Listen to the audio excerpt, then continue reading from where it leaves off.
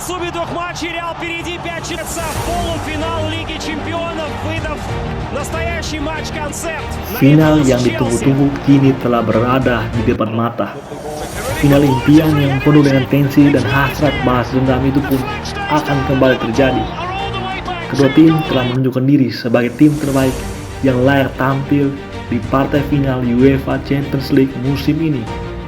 Liverpool dengan keperkasaannya membuktikan bahwa mereka terlalu perkasa untuk tim-tim kuda hitam lain yang berhasrat ke final.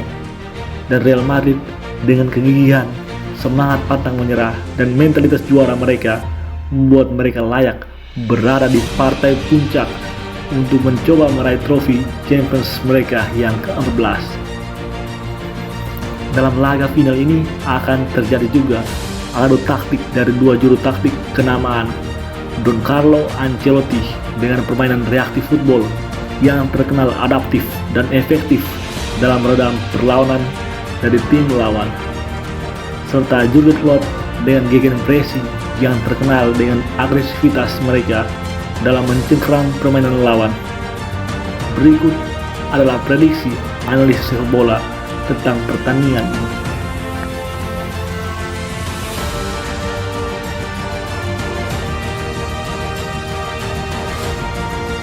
Liverpool punya banyak pilihan di lini belakang dan depan. Namun nama yang tidak mungkin alpa dari skuad ialah Virgil van Dijk. Dia adalah pemain kunci yang wajib berada dalam skuad. Van Dijk memegang peran penting dalam skema gegenpressing Liverpool. Ia adalah pemimpin di lini belakang yang bukan hanya berperan penting dalam bertahan, namun penting juga dalam membangun serangan dan dalam mengkomando rekan-rekannya, termasuk komando pentingnya untuk menyusun perangkap offside.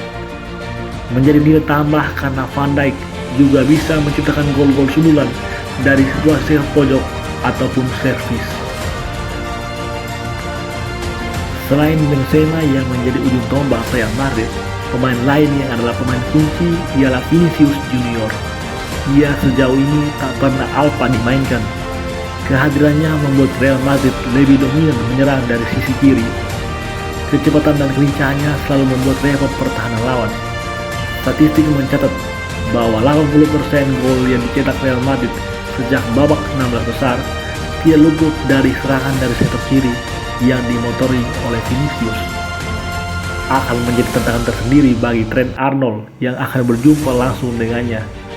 Sejauh ini Vinicius telah mampu mengalahkan bek-bek kanan terbaik seperti Hakimi, Reece James, dan terakhir Kyle Walker. Apakah Arnold akan menjadi korban selanjutnya, atau malah Vinicius yang akan kesulitan menghadapi pertahanan dari salah satu bek kanan terbaik di dunia ini?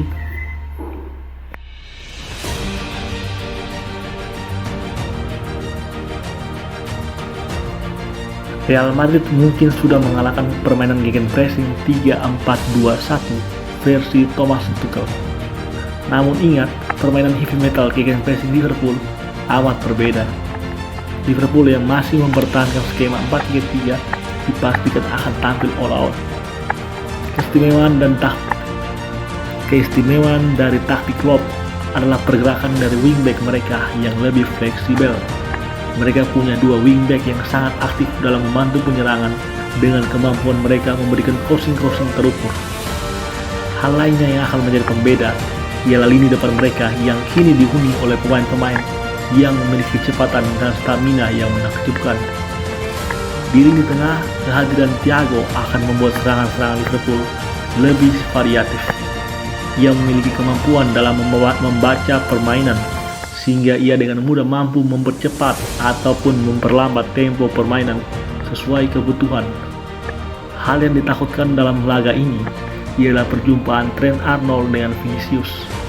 Trent Arnold mungkin diakui sebagai bek kanan terbaik dunia, namun kecenderungannya membantu menyerang sering membuat ia terlena dan lupa kembali. Dalam 6 pertandingan yang terjadi selama babak gugur, Real Madrid hanya pernah sekali unggul di babak pertama, yaitu pada saat berjumpa Chelsea. Sisanya mereka tertinggal atau setidaknya imbang di babak pertama, dan lalu membalasnya pada babak kedua. Pada babak kedua, permainan Real akan selalu berubah, terutama pada 30 menit akhir pertandingan. Biasanya ini terjadi setelah Don Carlo Ancelotti merotasi permainan dengan memasukkan pemain-pemain yang selalu dapat mengubah pertandingan, sebut saja Rodrigo dan Camavinga. Ia menunjukkan bahwa reaktif football ala Ancelotti adalah taktik adaptif yang membaca permainan lawan lalu meresponnya dengan mengubah permainan untuk dapat menciptakan kemenangan. Tetap dengan skema 4-3-3, Real tentunya harus diwaspadai, terutama pada menit-menit akhir. Bermain dengan Real Madrid membuat lawan harus selalu siap sampai akhir peluit panjang dibuktikan. Blunder Pep Guardiola pada babak semifinal harusnya menjadi pelajaran bagi Jurgen Klopp dan para pemain Liverpool lainnya untuk tidak lengah, bahkan pada menit-menit akhir pertandingan.